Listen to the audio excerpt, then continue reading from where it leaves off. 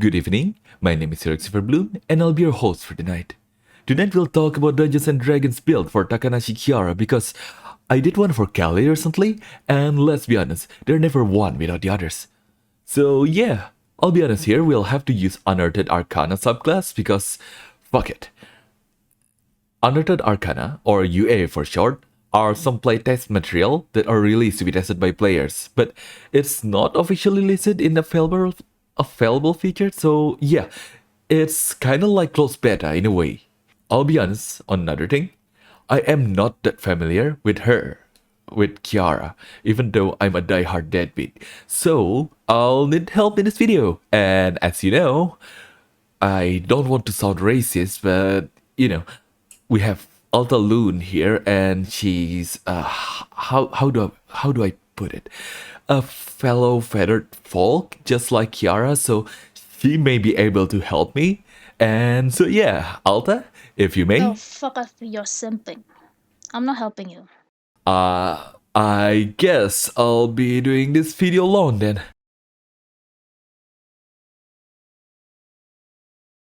Again, we're way overboard with the art here, and yeah, now that I realize I might as well do this for the whole Hololiveenglish, I got my work cut out for me. Well, fuck. Yeah, as usual, all the arts are available from the link on the description below, and you're free to use them. Yeah, just crediting this story and you can use them for whatever you want. As for the reason she's not wearing any armor in the art here, despite being a fighter, is that I finished the art before finishing the build, and at that moment, she's a pure sorcerer, and then I remembered her sword and shield, and I was like, I'm not going to redo that again. As I did with Calliope video, I will explain the background, race, and the feat first, and then I will dive deeper into each individual classes and components. Her race will be human, because, Arakokra is a bit too much, isn't it? That's the bird people that they're like straight up bird. I see her as a human with the essence of a phoenix inside of her instead of an actual bird woman. And as for her background, for Traveler is the right choice because she's a center of attention wherever she goes, with her bright personality and bright everything else. In this case, Kiara is a phoenix, and there's this unused sorcerer subclass from UA29, which we can use because it's literally Phoenix Sorcerer. This is a bit overpowered, but I think it suits her well because their powers came from the blood of Phoenix that flows in their veins. And this will make her a very capable blaster and damage dealer. She can also surprisingly tank pretty well, so in this build, I'll make her a close combat sorcerer. Oh, also as the name suggested, she'll be very hard to kill. Phoenix sorcerers, also known for their recklessness, and they will absent-mindedly tackle a problem because of their non-existent fear of death. Well, they can die if you kill them twice in a row, but eventually they'll be reborn from the ashes. Not to mention she'll have Kelly in her party, which also help. So yeah, there's a lot of lore about Phoenix Sorcerer, and a lot of them suits her perfectly, tailor-made. So yeah, we'll talk more about them later in their own section. Or, just click the timestamp below. Yeah, I put it there, don't worry. Okay, now, the fighter part of the build. Let's be honest here. The fighter is only here because of her sword and shield. So yeah, we'll just have to show it in somewhere. And for the fighter class, we only take 3 level, so we don't actually get the extra attack, since we cannot use them anyway in this build, so for the subclass, it doesn't matter, so we'll just take Battlemaster because it's so good and it's the best fighter class. Right, let's dive in deeper.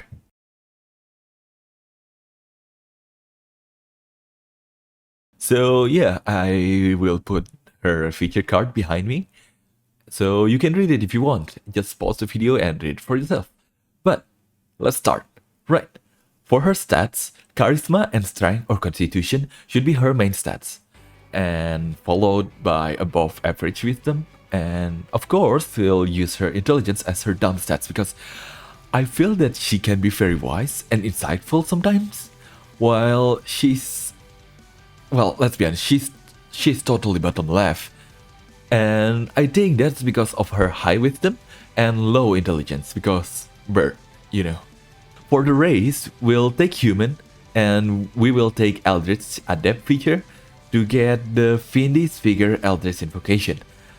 That lets her gain temporary health at will. I believe it's 1d4 plus 4 at will, symbolizing the unlimited spring of life force within her. Now for the background here that we got here for Traveler, let me read you the lore.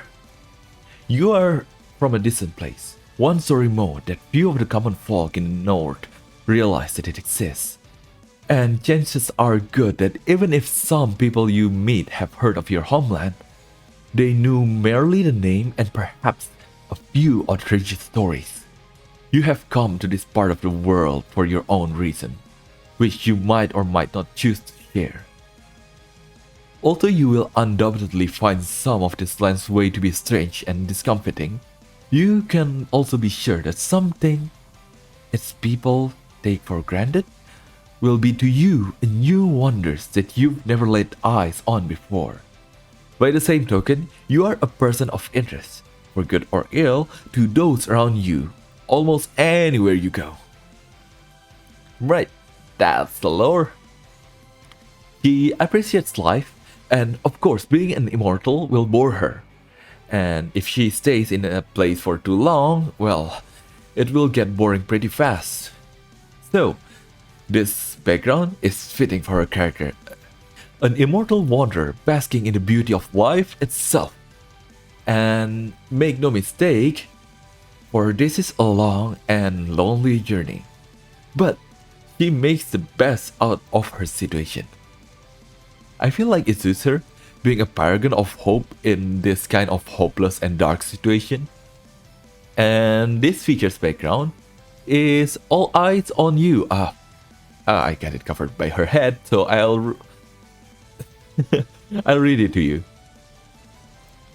Your accent, mannerism, figure of speech, and perhaps even your appearance all mark you as foreign.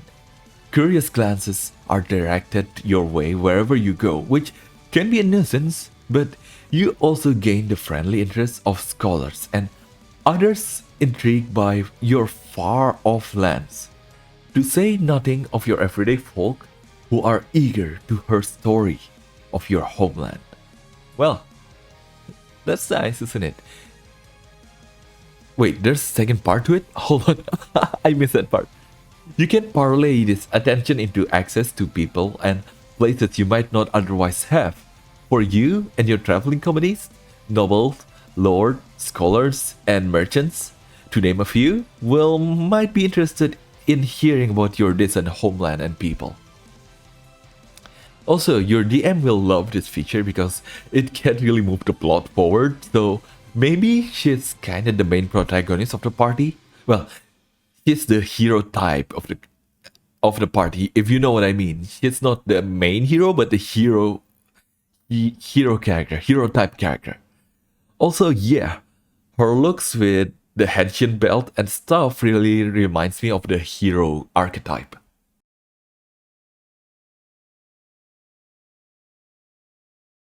Your power draws from the immortal flame that fuels the legendary phoenix. You or your ancestor perhaps rendered a phoenix a great service, or you were born in its presence. Whatever is the cause, a shard of the phoenix power dwells within you. That power is a mixed blessing. Like the mythical creature, you can invoke the fiery energy and gain the ability to cheat death itself. This power comes at a cost. The fire within you sheets and demand to be unleashed. You sometimes find yourself absent-mindedly feeding fires. You cannot bear to allow a fire to sputter out. You feel most comfortable with holding a lit torch or sitting in front of a campfire.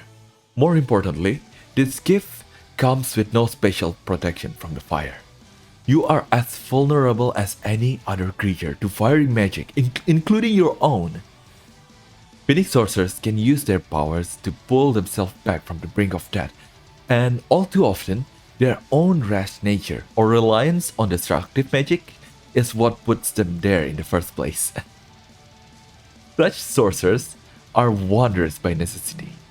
The volatile nature of their magic makes other folk a little bit nervous. If a fire breaks out in town, a phoenix sorcerer had best flee, whether guilty or not. Fire is a dangerous force, and phoenix sorcerers have a reputation, deserved or not, for reckless behavior, confident that their essence of the phoenix can save them. Right, reckless and often find herself in a pinch because of her own action. I think she fits this class lore almost 100% since she's pretty clear on her origin and her power, so I got almost nothing more to add to this. So yeah, as I said, this power is both a blessing and a curse in every way possible. Yet, if anyone can make the best out of this power, it's her. The first feature of this class is Ignite. Well, yeah, you can ignite stuff with your fire, there's nothing more about it. Perhaps you can use this to, I don't know, you can use this creatively, but at the end of it, it's just a matchstick. It's just an instant matchstick on your fingertip, basically. It's nothing much. Now, for the most important feature in this build is the Mantle of Flame over here. So, with this feature, she can cover herself in flames and any enemies that hits her with melee attack will take fire damage. Also, any damage she does to an enemy on her turn will get an extra damage equals to her modifier. Combined with multi-attack spells like Scorching Rays, this feature can proc multiple times in a turn and can even one-shot a boss. So yeah, this will be her main feature. This is her Super Saiyan mode. Right, let me explain what meta magic is. With this feature, she can shape and modify her spells, like making it go further or making it last longer. Now, we can choose two of these modifications, and I choose Quicken Spell and Supple Spell. Quicken Spell basically lets you cast two spells in a turn and double your DPS, and this will be your main source of burst damage, and this is how you one-shot a boss, like I said earlier. Supple spells will allow you to cast spells without any movement or like without any tell at all and hiding the fact that you're casting a spell. Now, for the Phoenix Spark, this is one of the best features in the game and it fits her character really well too.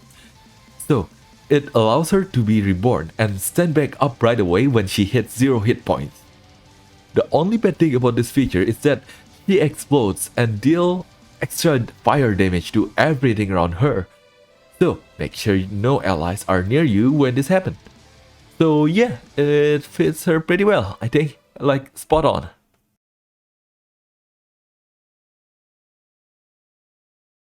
Those who emulate the archetypical battle master employ martial art techniques passed down through generation. To a battle master, combat is an academic field, sometimes including subjects beyond battle such as weaponsmithing and calligraphy. Not every fighter absorbs the lesson of history, theory, and artistry that are reflected in Battlemaster archetype. But those who do are well-rounded fighters of great skills and knowledge.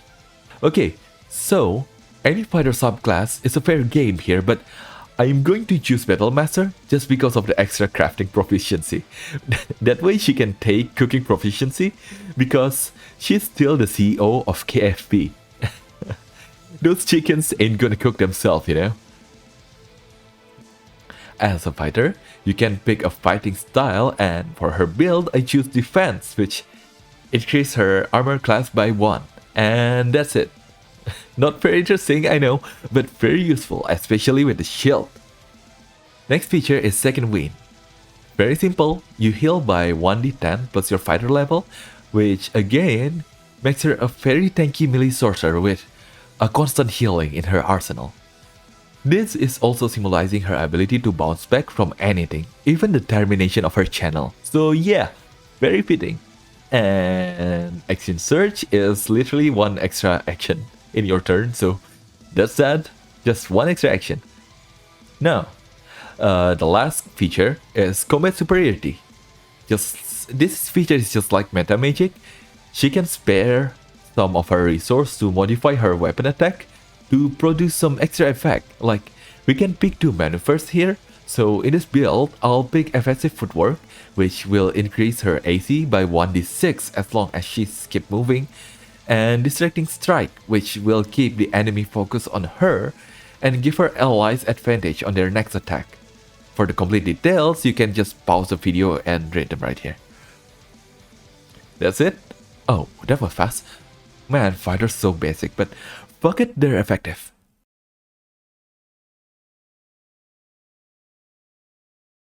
As per usual, I'll give you a spell that I think suits the character. One for each level because time duration and stuff. And I don't want to keep you here for too long. Now, let me show you how to play this melee sorcerer. This is my, I kinda came up of this myself and I'm kinda proud of it. So yeah. Hold on, let me check my notes on the spell. Okay, there you go.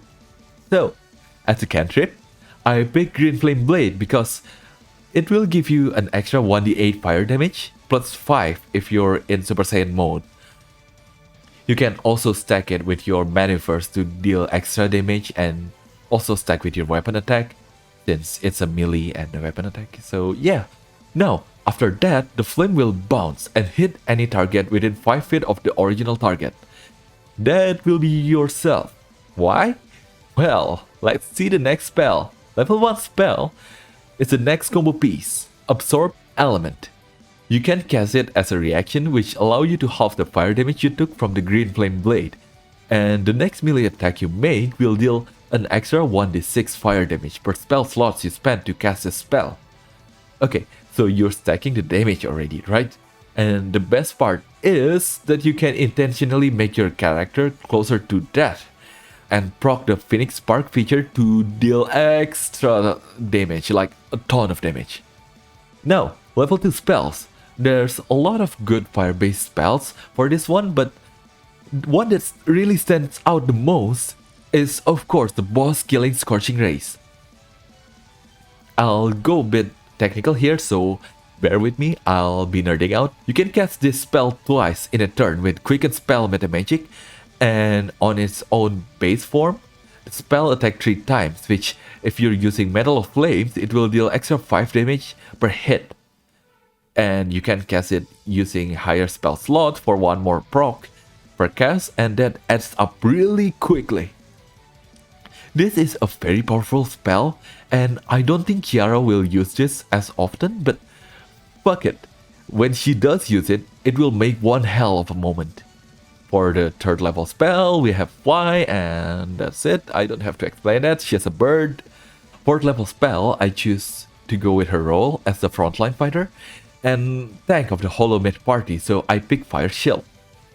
Yep, it's a shield that protects her from cold damage and will deal fire damage to anyone who attacks her from melee attack, like a huge damage per attack. So yeah, that's it. Fuck. Now I have to do the whole cast of Hollow Mid, huh?